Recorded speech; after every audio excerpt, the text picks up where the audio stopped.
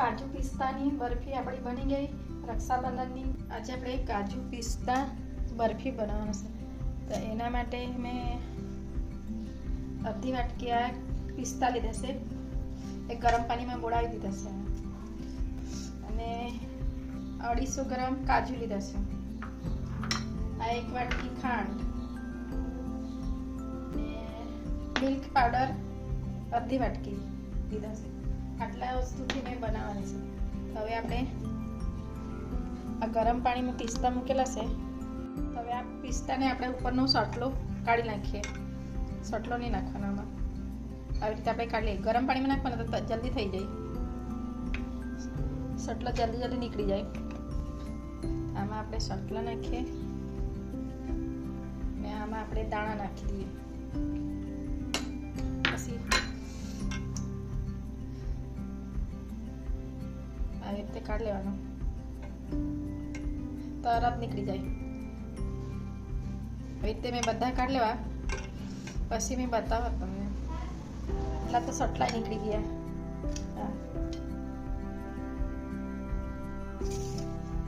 ને આ પિસ્તા છે. થોડા પછી મેં બદામ હો નાખી લીધા છે. એના બી આપણે સોટલા કાઢી લીધેલા છે. બદામના સોટલા કાઢી નાખ્યા છે. બદામના હો ને પિસ્તાના હો કાઢી નાખ્યા છે. એટલે એક વાટકી ભરી ગઈ. અડધી વાટકી પિસ્તા લીધેલા, પણ હવે મેં થોડા એમાં બદામ નાખ્યા એટલે એક વાટકી ભરાઈ ગઈ. હવે આપણે એને થોડું શેકી લઈએ. આપણે ગેસની ચાલુ કરીએ. પહેલા આપણે કાજુને શેકી લઈએ. વધારે શેકવાના, ગરમ જેવું કરી લેવાના.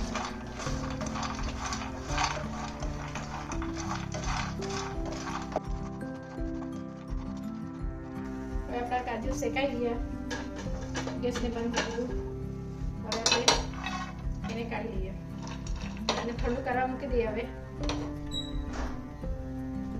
પાછું આપણે ગેસને ચાલુ કરીએ. હવે પિસ્તા ને બદામને શેકી લઈએ. એને બી વધારે નહીં શેકવાનો, ખાલી પાણી વાળા છે એટલે એને જરાક સૂકું જેવું કરી લેવાનું. મિક્સરમાં ક્રશ કરવાનો.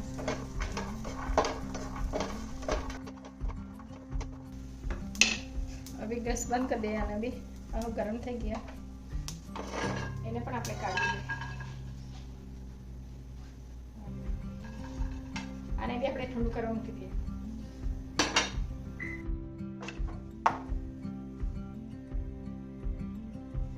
હવે આપણે કાજુને ક્રશ કરી લઈએ. ક્રશ કરીને પછી બતાવો. કાજુને આપણે ક્રશ કરી લીધું. કાજુને ક્રશ કરી લીધું. આપણે ડીશમાં કાઢી લઈએ.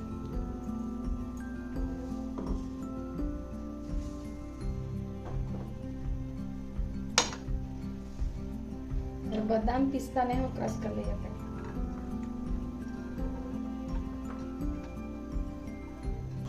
બદામ પિસ્તાને હું ક્રશ કરી લઈએ. ક્રશ કરીને એને બી બતાવવાનું છે. બદામ પિસ્તાને હું મેં ક્રશ કરી લીધું.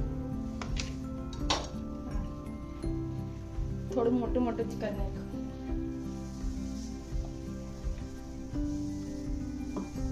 હવે આપણે ગેસને ચાલુ કરી લઈએ અને બનાવશું. આપણે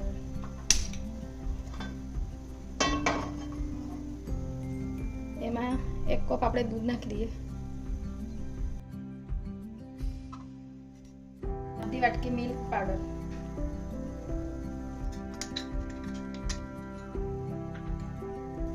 1 વાટકી ખાંડ.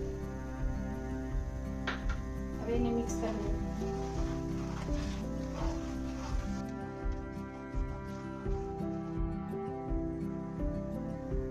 આવી રીતે બરાબર ઉકાળી લેવાનું, પછી જાડું કરી લેવાનું.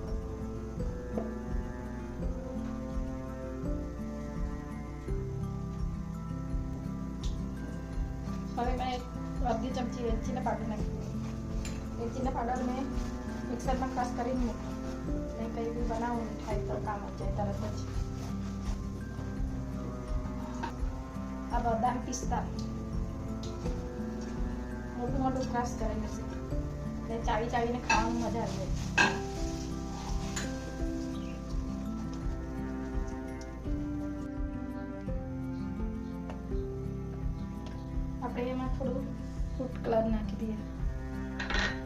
એકદમ થોડુંક, જરાક વધારે ગ્રીન દેખાય.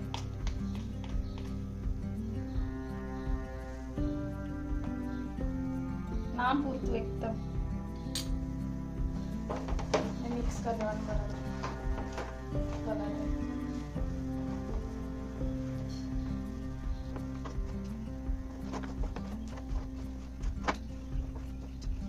ઘી નાખી દઈએ એટલે ટેસ્ટ બહુ મસ્ત આવે, સ્વાદ એટલે એ ચીનો અને ઘીનો.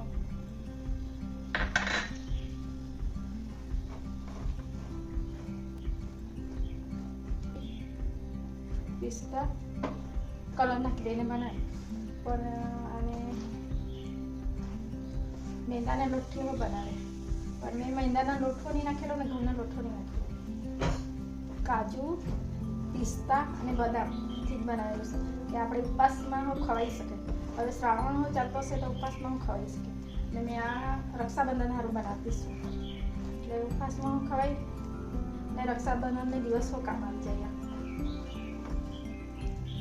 રક્ષાબંધનના દિવસો આપણે ઉપવાસ તો રાખીએ ને, શ્રાવણ કરે તો ઉપવાસ રહે તો આ ખવાઈ શકે.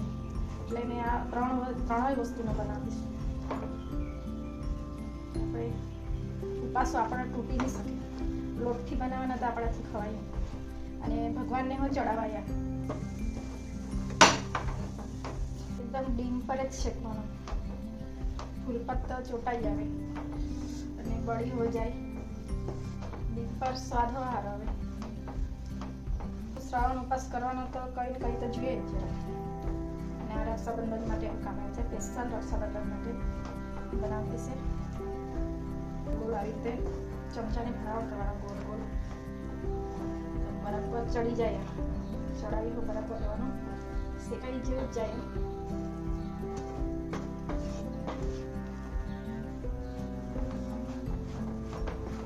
ગોળ ગોળ આવી રીતે ફરાવવાનું. હવે આપણે આ થઈ ગયું, આખી કઢાઈ છોડી દીધું છે. કઢાઈની જરાક નહીં ચોટાય. હવે આ થઈ ગયું છે. આપણે કાઢીને પાણીમાં નાખીએ.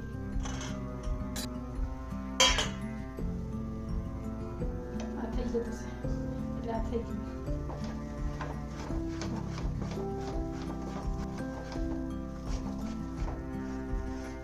હવે આપણે ગેસને બંધ કરી દઈએ અને આને ઠંડુ થવા દઈએ. ગેસ બંધ કરીને બી થોડી વાર આવી રીતે કરવાનું. આ કઢાઈ ગરમ હોય તો નીચે બળી બી શકે, એટલે ગેસ બંધ કરીને બી આવી રીતે થોડી વાર કરવાનું. હવે એને ઠંડુ થવા દે. હવે આ પ્લાસ્ટિકને આપણે થોડું ઘી લગાવી દઈએ.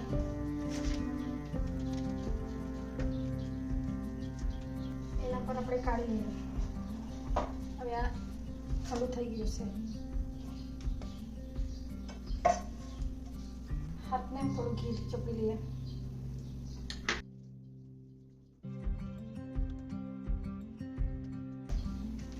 આવી રીતે ચોરસ ભાગમાં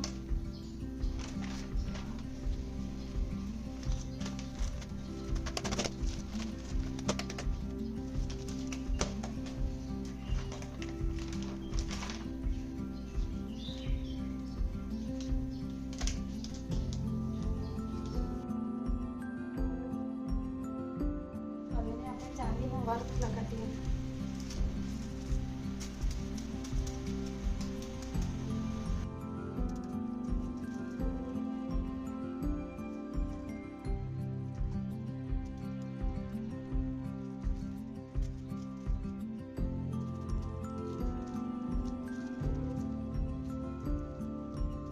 હવે એને સેટ થવા દે, પછી આપણે કાપવું.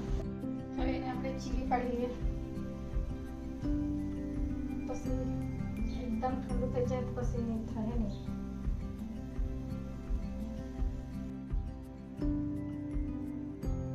આવી રીતે પાડી લેવાનું. બહારથી આ મીઠા લેવા જાય તો 2000 રૂપિયા કિલો આપે, અને કરતાં ઘરે બનાવી લેવાનું ચોખ્ખું. બહાર તો બધું આટાને બધું મિક્સ કરે, લોટ મિક્સ કરી દે. ઘરે બનાવેલું હોય તો આપણે જોઈને બનાવીએ. હવે થોડી વાર 5 મિનિટ માટે આપણે એને ફ્રીજમાં મૂકી દઈએ સેટ થવા. હવે બરફી સેટ થઈ ગઈ, ફ્રીજમાંથી મેં કાઢી દીધી. હવે આપણે ગોઠવી દઈએ.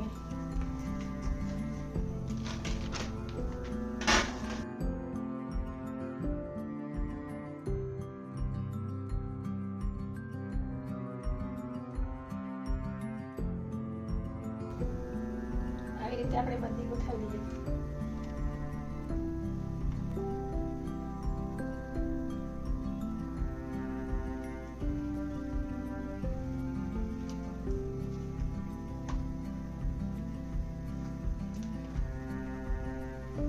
આ રીતે બધી ગોઠવીને પછી બતાવવા તમને. કાજુ પિસ્તાની બરફી આપણી બની ગઈ. રક્ષાબંધનની શ્રાવણ ઉપવાસમાં ખવાય એ બની ગઈ. બહુ ટેસ્ટી બનેલી છે. આવી રીતે બનાવજો, સબસ્ક્રાઈબ કરજો, લાઈક કરજો અને કોમેન્ટ કરજો.